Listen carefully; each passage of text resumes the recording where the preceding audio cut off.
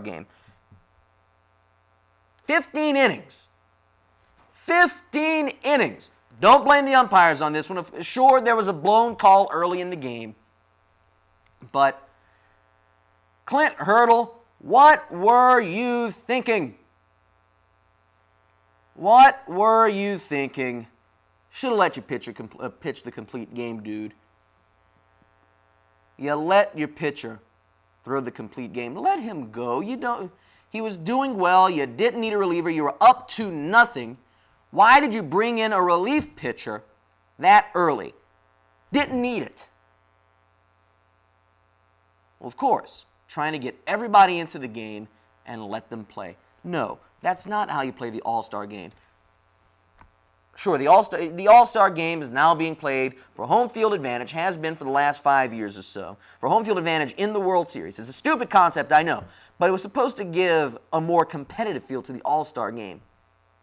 Yeah, it might have done that, but the only way the All-Star game will ever be taken seriously again, the only way you can take the All-Star game seriously again is if you have the two leagues. Or, excuse me, no, take that back. Interleague's a good thing. I'm not going to sit here and advocate for Major League Baseball to go back to the separate league schedules. It would be nice if you had your two separate league offices with a president instead of Bud Selig running everything. Bud Selig was a disastrous commissioner. Sure, he had a couple good things, but for the most part, Bud Selig, one of the worst commissioners, if not the worst commissioner, in the history of baseball. Bud Selig should be thanking Gary Bettman for being even worse as the commissioner of the NHL to keep Bud out of the worst commissioner in sports currently. But I digress. Have the two leagues, or have the two managers play their best players at the same time and keep them in longer. You don't need to play everybody that gets on the All-Star roster. That's why you have All-Star reserves. A guy gets hurt, put him in. A guy gets tired, put him in at the end of the game. If you want to play him at the end. Don't start changing out people 4 innings, 5 innings in. You play to win the game. Herman Edwards would be happy with me after that one. You play to win the game. Baseball's All-Star game is about, it's about having fun. It's about the best players being on the field. I understand that, and I totally agree with that. But the All-Star game is also meant to be a rivalry between the two leagues. It's the one time during the year where arguably the best players from both leagues get to play each other. Yeah, the World Series might serve to be the end-all and be-all between the league rivalries. But the All-Star game is supposed to be that one chance where the best of the best from each side get a chance to play each other,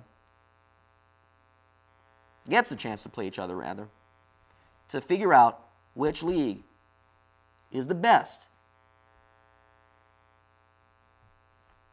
I don't know why the managers don't get it. I don't know why Bud Selig doesn't get it. I just give Bud credit that this year he didn't say, okay, let's end it in a tie after 12 innings. Thank you, Bud, for not doing that one. That was arguably the worst decision of his tenure as commissioner, and that's been 16 years now. Hard to believe Bud Selig's been ruining baseball for 16 years now. But the 15-inning game, most of us didn't stay up to watch it, and we probably fell asleep around the 7th inning. But at least Bud got it right this time, let it play on. But it would have been a shame if this game would have gone 20 innings and you had position players, outfielders, second basemen, catchers, pitching, all because the winner of the game got home field advantage. You can't do that. Come on. You play to win the game. The managers have to do a better job using their players in the All-Star game. 35 minutes past the top of the hour. This is 124 East Main here on the Acadiana Open Channel. 232-4434, the phone number for you to get in. We talked about it. Those were the 10 topics. The ozone warning, the veto session, fluoride, the 7th Congressional District, Brett Favre, James Posey, the British Open, the All-Star Game, the economy. We've gotten through the full gamut of topics right now. If you have something else you want to chime in on, if you're watching out there, if you're still awake, if you're watching the open channel, here's your chance to get in. 232-4434, extension 207. When you get the extension, you'll get... I thought I heard a little birdie say something. Was there something coming from the back, Duke? Apparently not. Okay, because I thought I heard you come in for a second over the loudspeaker. I wasn't certain, though. But apparently we have nothing there. We still have about 25 minutes left, about 20 minutes left in the show. We got through all of that. So if you want to get in the conversation, here is your chance. You can call in and you can say whatever you want. Now, there was one other thing that did catch my attention in yesterday's Daily Advertiser, and as an official, this one scares me. How many of you out there, by a show of hands, like Friday Night Football, like watching high school football? All right, you got a couple hands. Well, we need more football officials. That's right, a shortage of high school football officials in the Lafayette area. Now, if we can find yesterday's edition of the Daily Advertiser, there we go. Apparently, there are going to be many, many more Thursday night games because of a shortage of officials. And even then, even with that shortage and even with games being split up over 2 nights, there still won't be enough men to have the standard 5-man crew on football fields. Some games will have 5 officials, others will work with a shortened staff of 4 officials. Again, I made a call for this in the first show. If you have any interest in getting involved with sports, whether it be football, baseball, basketball, what have you, if you're one of those people that sit on the sidelines and you're one of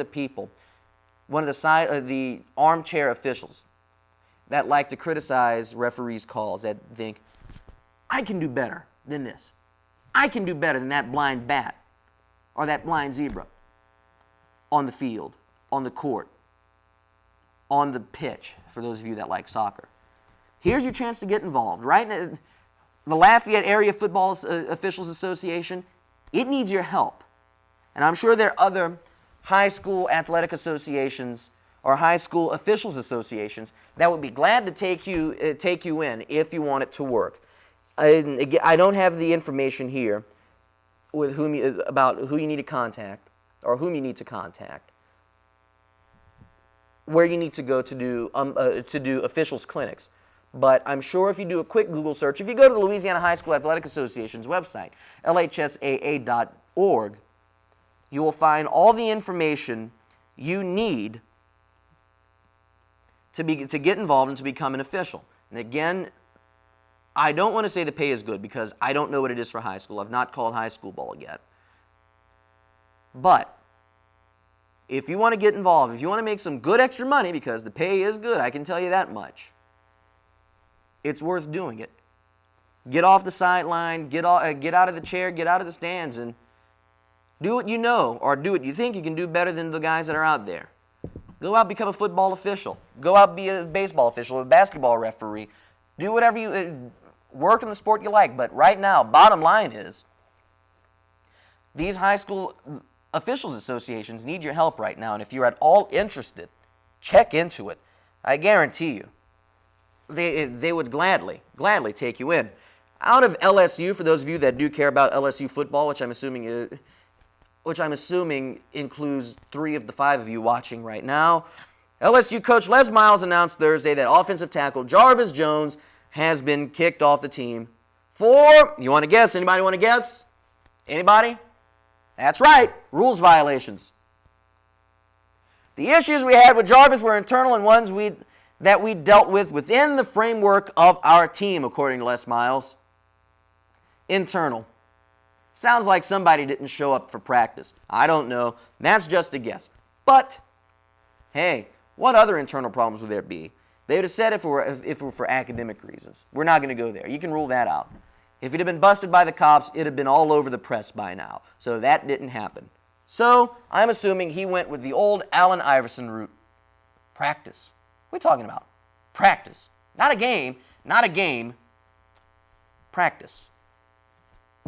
Oh well. Well, Jarvis, you were the weakest link. Goodbye.